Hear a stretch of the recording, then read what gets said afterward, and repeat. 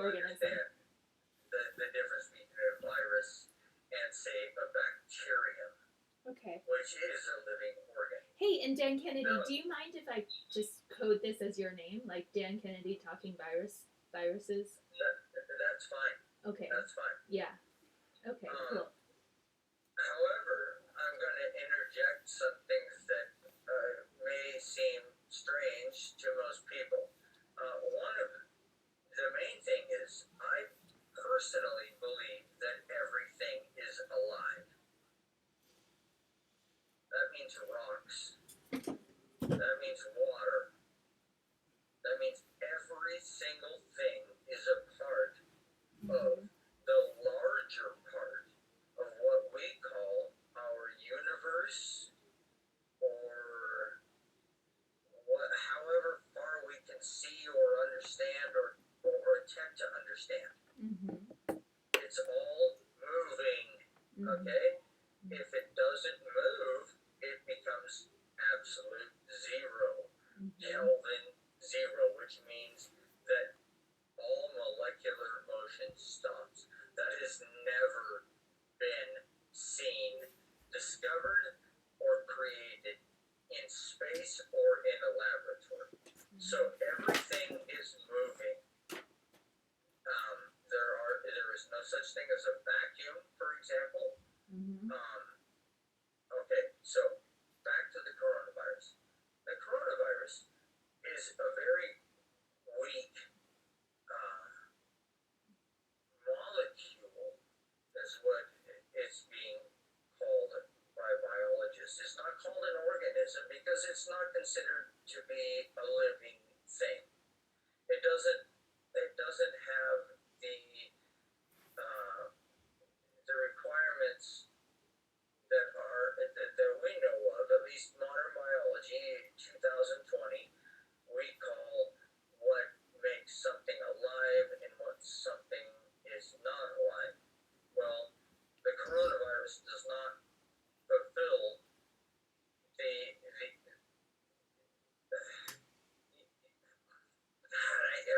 I'm not a good speaker. You can see what I'm saying. They don't, because viruses in general are not considered to be living organisms. Okay? That's the basic thing. So the coronavirus is not a living thing, according to modern biologists. It is, however, capable of replicating. And when it replicates, how it replicates is individual depending on the virus. And it locks onto receptors that are on cell membranes, which are alive. Something that has a cell membrane is considered alive. So a bacterium is considered to be alive, whereas a virus is not considered to be a living substance. This right here, I don't know, maybe you can see it. Hell, I don't know. That's MRSA. I have MRSA. Oh my god. Methicillin-resistant Staphylococcus aureus, which is a bacteria, which is a living being, which causes severe damage and death and amputation and those things. I was lucky. I caught it in the hospital during a surgery, and after a year, it was finally gone. It took a year, though, of being quarantined and those sorts of things. So, back to the coronavirus. The coronavirus has a weak shell around it that is susceptible to fatty acid destroying substances. For example, alcohol. Drinking alcohol, ethanol, this is ethyl alcohol, like say Everclear, or even,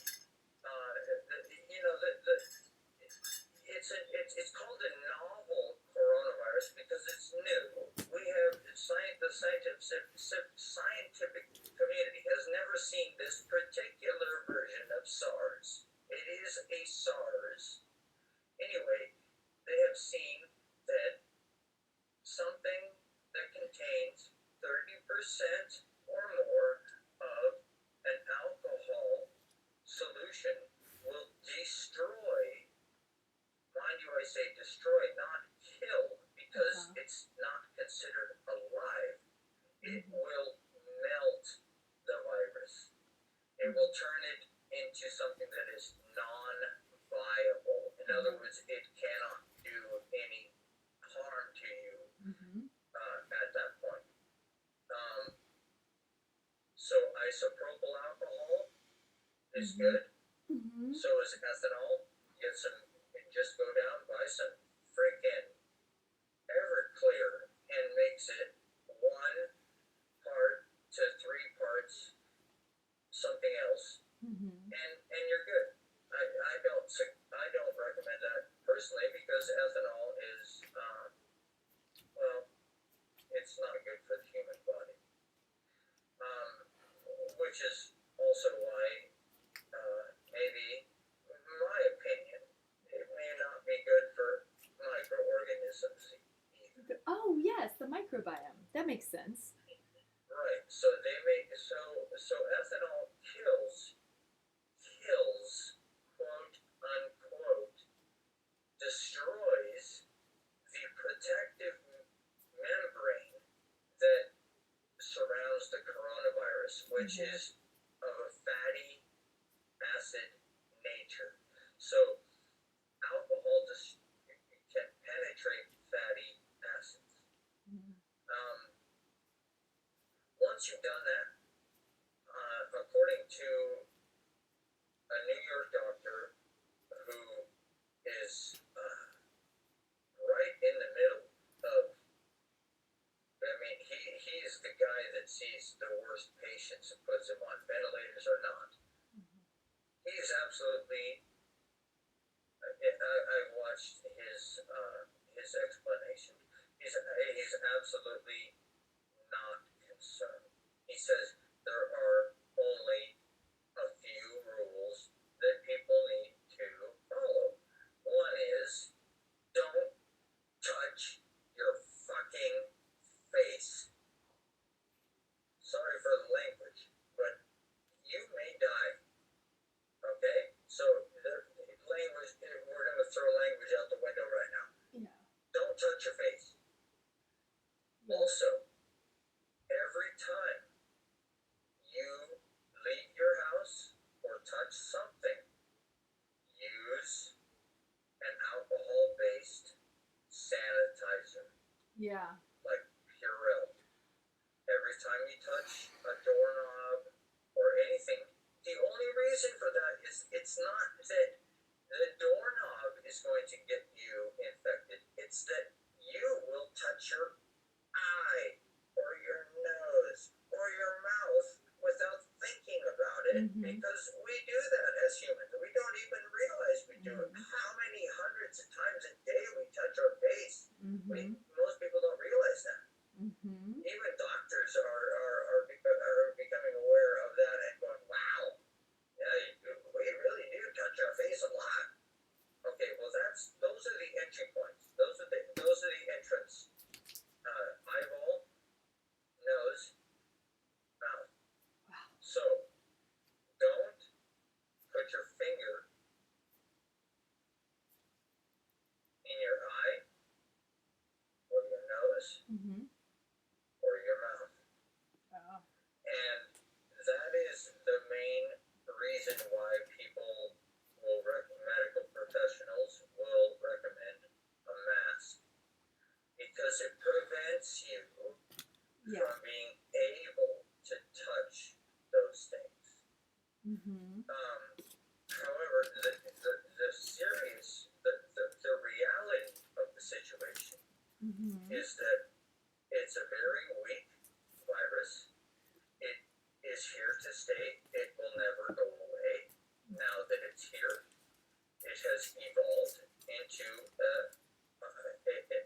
human-to-human communicable virus, but it's very much like the common cold or rhinovirus, as you may have heard.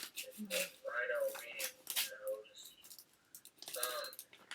It also, with time, is believed by scientists to become weaker and weaker and weaker and weaker and weaker, so on. So it is not going to become something that is a real threat to us in the future. However, there are many coronaviruses that exist in animals, which, sorry Christians, we are an animal.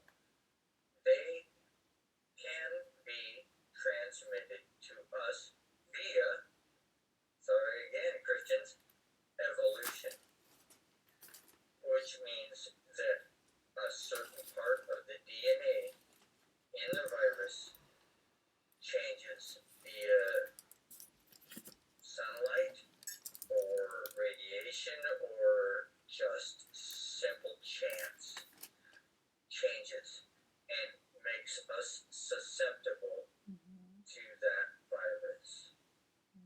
At that point, when that point happens where it's common, it'll be akin to common cold. So people won't be thinking of it as the end of the world. Right now we have a pandemic that is, there are two meanings of pandemic. One is, well, there are probably more than two, I don't know. I don't know everything. But one of them is pan means all, and endemic means that it affects all. So an epidemic, for example, flares up in a certain area and goes away. A pandemic, on the other hand, goes all around the earth. So it doesn't matter where you live. The coronavirus CoV or SARS-CoV-2 is in your community as we speak. It's here. It is here. The vast majority of people that come in contact with it are asymptomatic, which means that they don't have any symptoms of anything. They don't cough, they don't nothing. There are vulnerable parts of the populace, especially the elderly, people that smoke. I'm going to say that again. People that smoke cigarettes are much more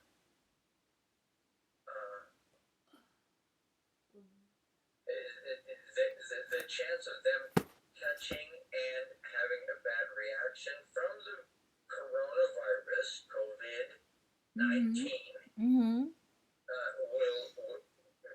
those are the people at risk. Elderly, smokers, asthmatics, anything that has to do with the respiratory system, because that, in humans anyway, not all animals, but in humans anyway. Hi George. Bye George. In humans anyway, it affects the respiratory system. And I mean, it would take me an hour to explain how and why that's a problem. I'm not going to do that. So, hey, Dan, can I diverge and just go back to trivial stuff? Your video blog looks so cool because you're in a clay cup. The cell phone is propped inside the cup. So it's creating this like echo chamber effect where it's sort of like a genie in a bottle effect. and you're on a tower of books, and I'm going to tell you the titles because I've decided these are my penultimate books if I'm going to have a 4-book collection.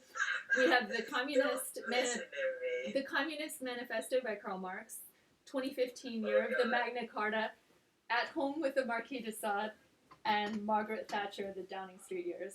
And so you're on a tower of books. I'll tell you what, I'm nobody. I'm just another freaking stupid human that has a very short life. Look at the life of the universe. It's 13-something billion years old. I'm nobody, and neither are you, except that we are everything. That's kind of a hard thing to comprehend unless you have experienced psychedelic substances or near-death experience. You wouldn't realize think I've had a few that. near-deaths. Yeah, well, I'm serious. I'm being very serious here. We're okay.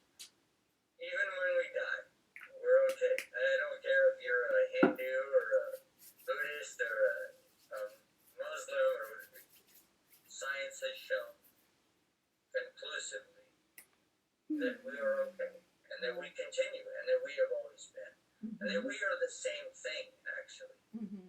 Yeah. So, back to coronavirus. As long as you do not cough in somebody's face, which is rude anyway, or sneeze right in somebody's freaking face,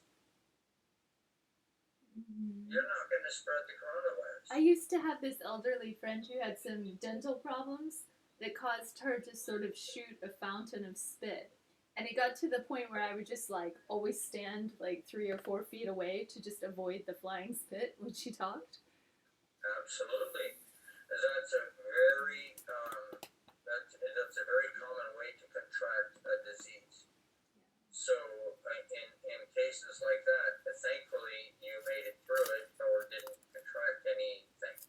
But in those sorts of situations, you would want to wear a mask. Right. Hell yeah. Yeah. Okay.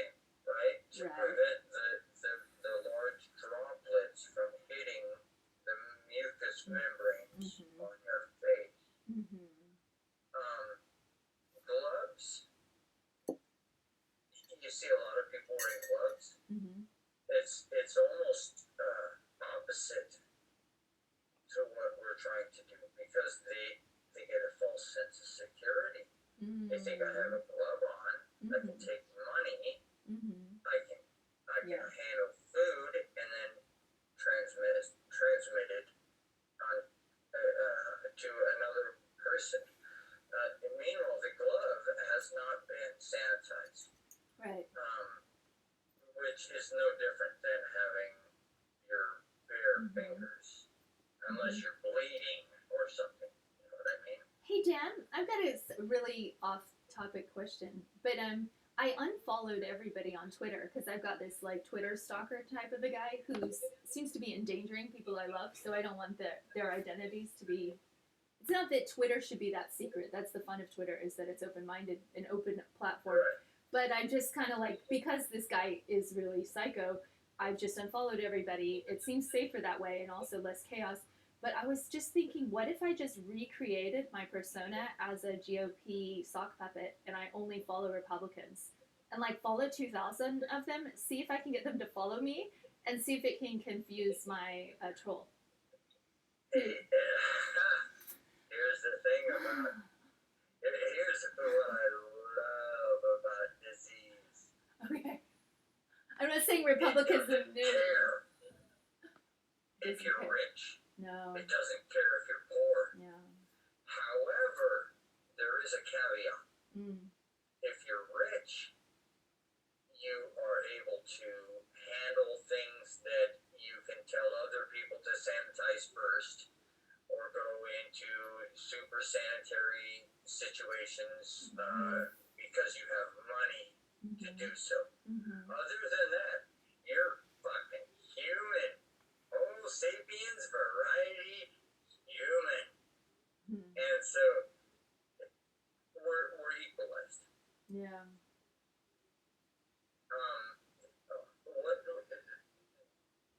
I'll send you a link, and if you're really interested, this guy is he's a doctor in New York who deals exclusively with severe COVID-19 cases. Uh-huh. He's the one who decides whether or not the patient needs a respirator and whether or not they can get off the respirator. So he is in the hot zone all day, every day. That's his job. He is in contact with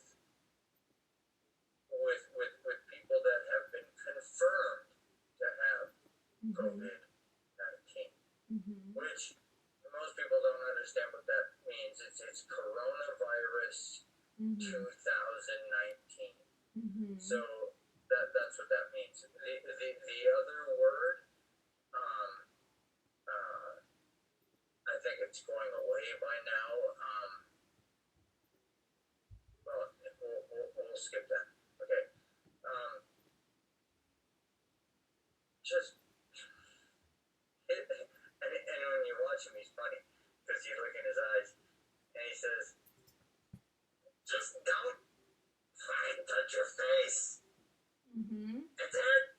Don't touch your face. Yeah. And if you do touch something and have to touch your face, use a sanitizer. Period. He explained, and mind you, this is a doctor who deals in closed rooms with people who have severe coronavirus. It's actually been confirmed. Hey, Dan Kennedy, I'm going to pause us here and then we'll pick right back up if you like.